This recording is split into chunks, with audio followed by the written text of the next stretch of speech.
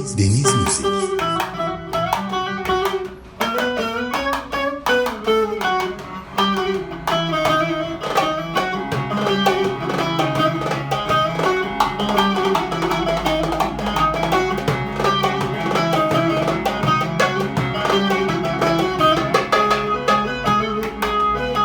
Bir taş attı pencereye, tak dedi, tut dedi.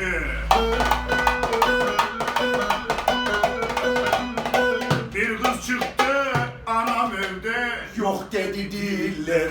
Diller ne derlerse desinler.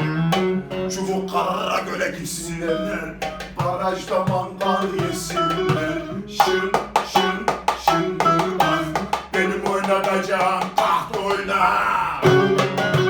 Söz müzik Nuri Erkaya, telif benim atarsan söylüyoruz onu.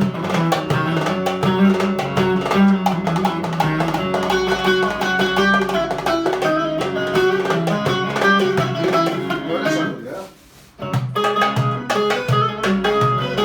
Asfaltlarda pek fazlaca dolaşma, dolaşma.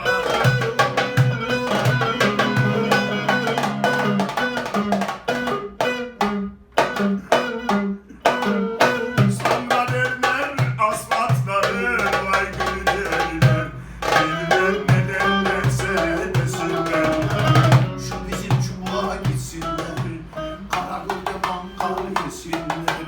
Pandemi var, yok yesinler.